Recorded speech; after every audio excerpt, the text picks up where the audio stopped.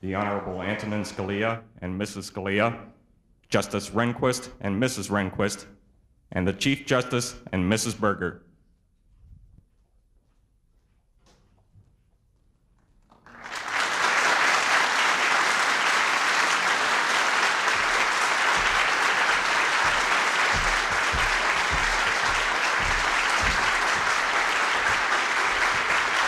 Ladies and gentlemen, the President of the United States and Mrs. Reagan.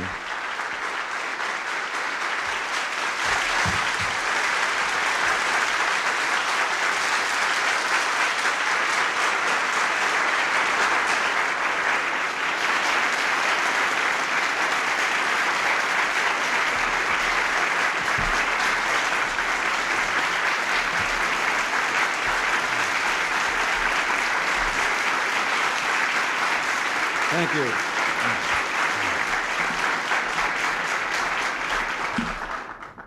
Members of the court and ladies and gentlemen, welcome to the White House and thank you for coming to witness this historic occasion. This ceremony is the culmination of our constitutional process, which involves each of the three branches of government. I've had the honor of nominating Justice Rehnquist to be the next Chief Justice of the United States and Judge Scalia to be the Associate Justice of the United States Supreme Court. The Senate has confirmed my nominations, and I now ask that Chief Justice Warren Burger administer the constitutional oath of office to Justice Rehnquist and Judge Scalia. Mr. Chief Justice. Thank you, Mr. President. Justice Rehnquist, before I ask you to take the oath, I would like to make this observation with your leave, Mr. President, that we will have today the 16th Chief Justice of the United States in almost 200 years, and Judge Scalia will be the 103rd Justice of the Court. For me, it is not only an honor, but a personal privilege to take part in the ceremony involving Justice Rehnquist, who has been a colleague and a friend, a warm friend for 15 years, and Judge Scalia, with whom I have worked on extrajudicial activities relating to the administration of justice. And now, without more, I ask Justice Rehnquist, are you prepared to take the oath? I am, Chief Justice. You will place your left hand on the Bible and raise your right hand and repeat after me. I, William H. Rehnquist, do solemnly swear. I, William H. Rehnquist, do solemnly swear that I will support and defend the Constitution of the United States that I will support and defend the Constitution of the United States against all enemies, foreign and domestic. Against all enemies, foreign and domestic. That I will bear true faith and allegiance to the same. That I will bear true faith and allegiance to the same. That I take this obligation freely. That I take this obligation freely. Without any mental reservation or purpose of evasion. Without any mental reservation or purpose of evasion. And that I will well and faithfully discharge. And that I will well and faithfully discharge. The duties of the office. The duties of the office. On which I am about to enter. On which I am about to enter. So help me God. So help me God. My congratulations.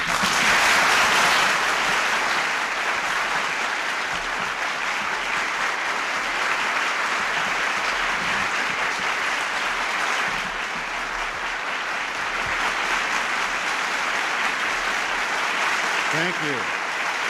Thank you. Thank you. Thank you.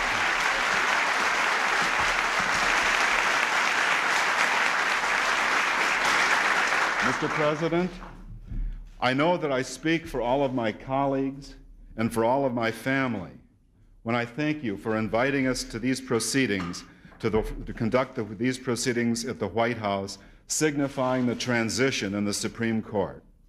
Today, Chief Justice Burger retires.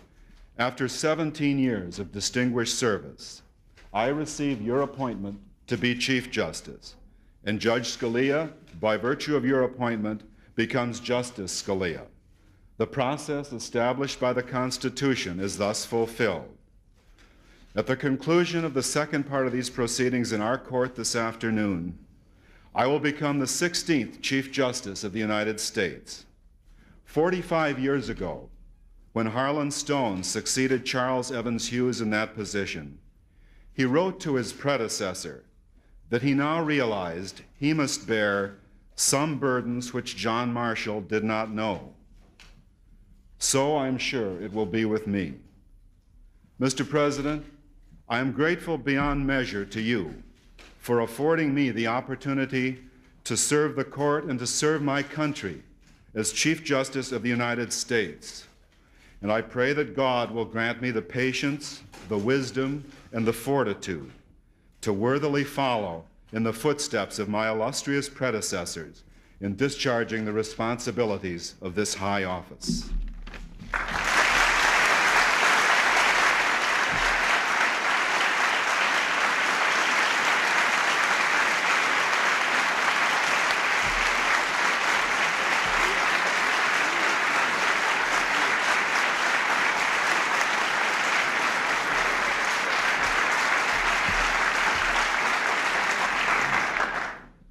Judge Scalia, are you prepared to take the oath of office? I am, Chief Justice. Would you approach, and if Mrs. Scalia will hold the Bible, place your left hand on the Bible, raising your right hand, and repeat after me. I, Antonin Scalia, do solemnly swear. I, Antonin Scalia, do solemnly swear That I will support and defend the Constitution of the United States. that I will support and defend the Constitution of the United States Against all enemies, against all enemies, foreign and domestic. foreign and domestic, That I will bear true faith and allegiance to the same. that I will bear true faith and allegiance to the That same, I take this obligation freely, that I take this obligation freely, without any mental reservation or purpose of evasion. without any mental reservation or purpose of evasion, And that I will well and faithfully discharge and that I will well and faithfully discharge the duties of the office the duties of the office on which I am about to enter. on which I am about to enter. So help me God. So help me God. My congratulations.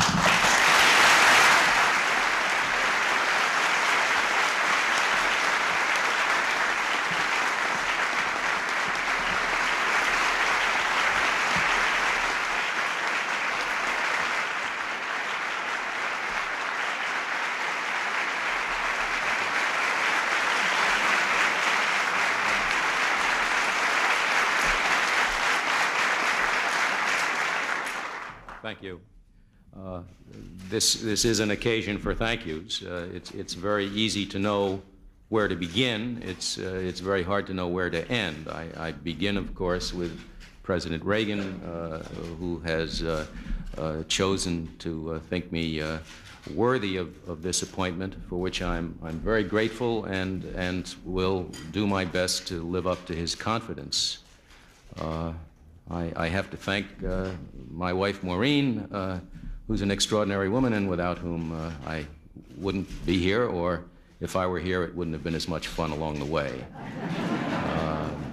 And I have to thank a lot of other people, going way back to teachers in public school 13 in Queens, Xavier High School in Manhattan, up to my colleagues on the court on which I presently serve, who are here today. In the course of my last tour of duty on the Court of Appeals for the District of Columbia Circuit, I have come to know in one way or another all of the current justices on the Supreme Court. I have an enormous respect for that institution, and I have an enormous personal regard for each of them. I look forward to working with them in our common enterprise for many years to come. Thank you all very much.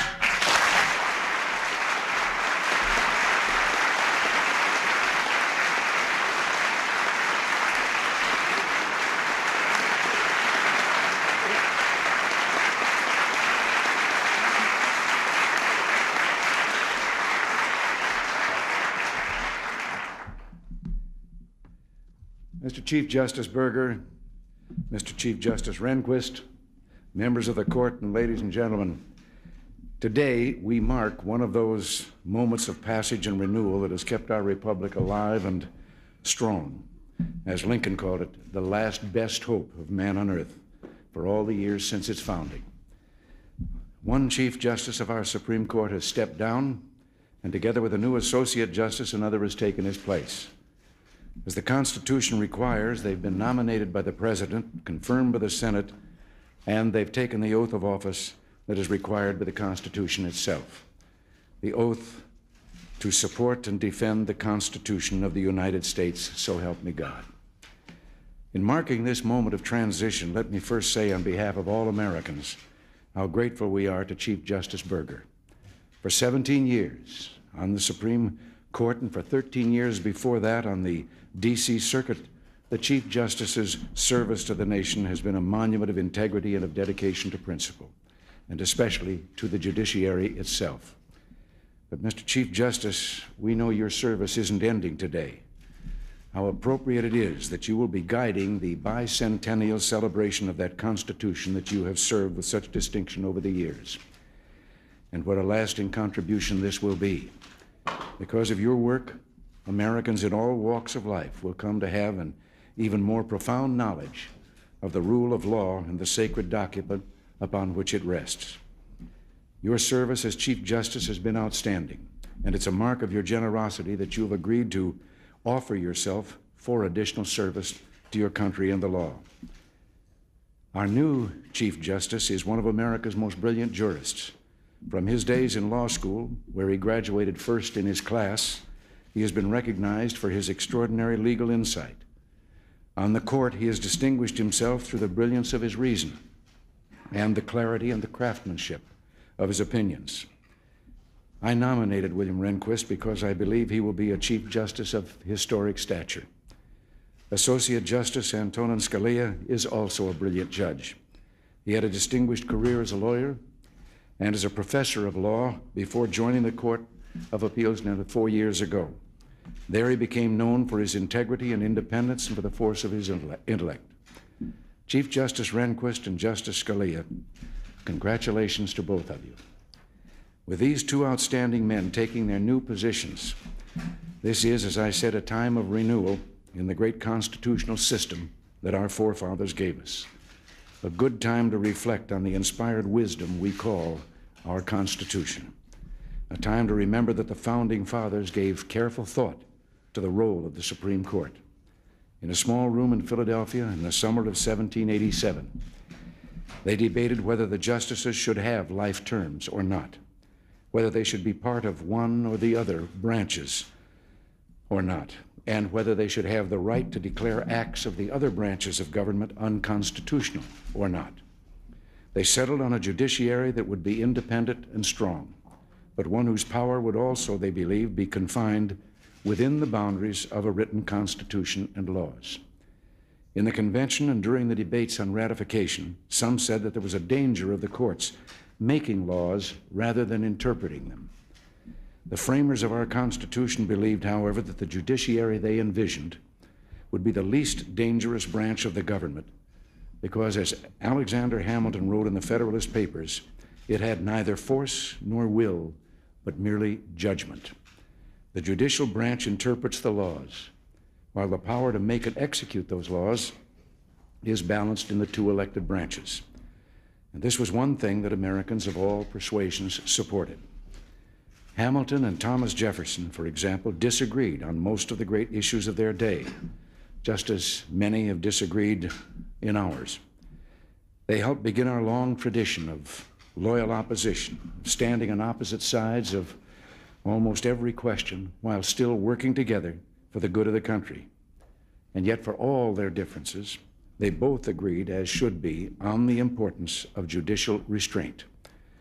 Our peculiar security, Jefferson warned, is in the possession of a written Constitution. And he made this appeal: let us not make it a blank paper by construction.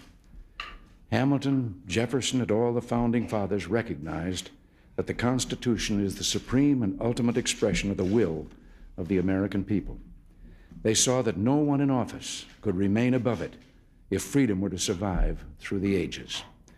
They understood that, in the words of James Madison, if the sense in which the Constitution was accepted and ratified by the nation is not the guide to expounding it, there can be no security for a faithful exercise of its powers.